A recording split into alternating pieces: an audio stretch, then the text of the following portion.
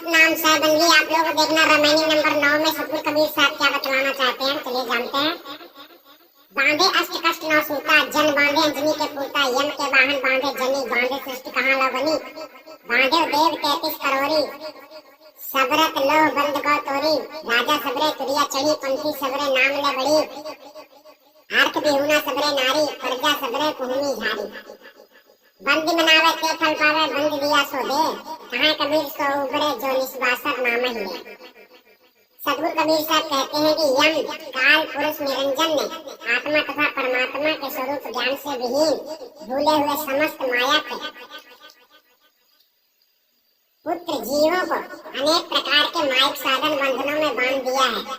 अब उन बंधनों का विवरण करते हैं। प्रथम बंधन तो अष्ट धातु में जल स्थूल शरीर के साथ शब्द स्पर्श रूप रसगंध ये पंच विषय रूप पंच तन्मात्रा और मन बुद्धि चित्त अहंकार ये चार अंतःकरण इन 9 तत्व रूप सूत्र ये संयुक्त सूक्ष्म शरीर से सबको बांध दिया, जिसके कारण किए हुए कर्मानुसार दैहिक दैविक और भौतिक ताप रूपी अनेक प्रकार के कष्ट भोग रहे हैं।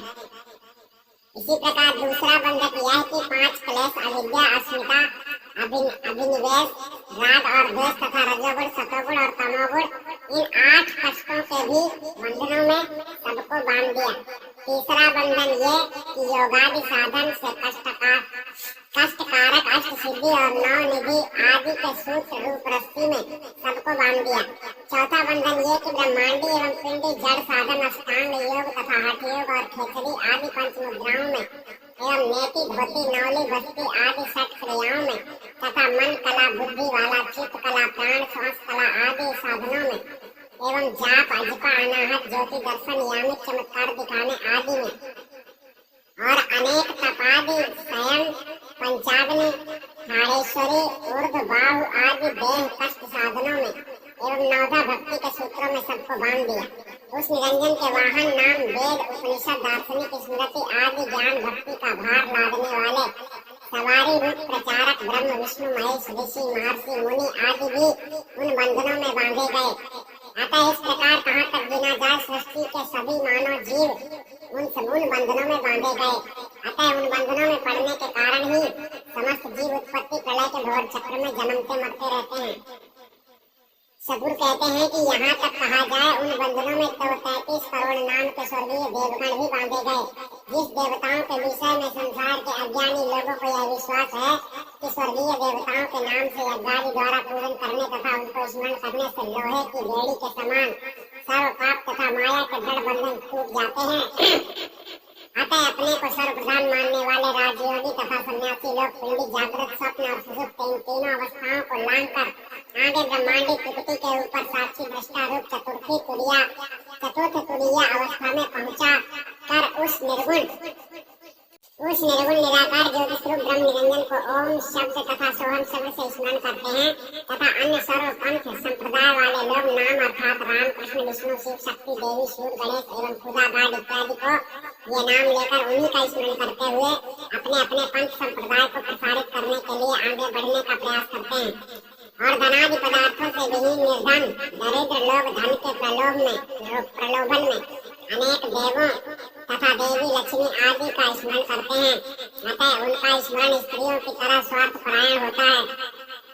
सभी साधारण मनुष्य नर और नारी को सब पृथ्वी में अनेक देवी देवता भूत प्रेत जिन्न पीर सैर मसान गोबर पानी ऊंचे नीचे टीला चारों धाम तीर्थ मूर्ति मंदिर मस्जिद आदि को पूजते और हर जगह हाथ जोड़ते एवं सिर पटकते फिरते हैं।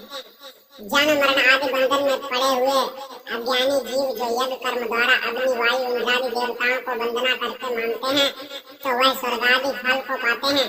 और उन देवताओं की वंदना करके जो उसने दान में अन्न वस्त्र तथा सुवर्णादि जो कुछ दिया है वही कर्म फल के रूप में उसको वह देवता लोग देते हैं।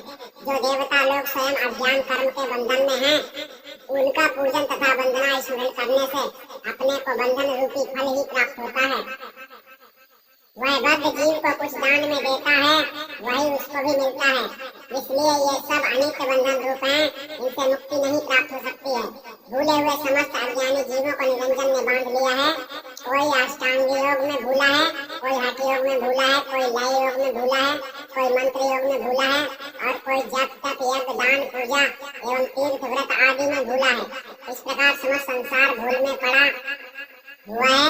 बहुत से मनुष्यों को यह विश्वास है कि हम लोगों को देवी देवता पापादि कर्मों से छुड़ा लेंगे, किंतु देवी देवता तो स्वयं ही चेतन स्वरूप ज्ञान से विहीन भूल बंधन में है।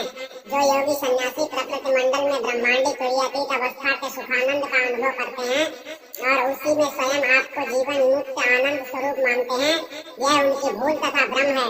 क्योंकि तुरीय तथा तुरीयातीत यह दोनों अवस्था ब्रह्मांड के अंतर्गत ब्रह्मांडी मन की अवस्था है, चेतन आत्मा का स्वरूप नहीं है, किंतु ज्ञान की जागृत तथा सुसुप्त निद्रा है, सत्य नहीं।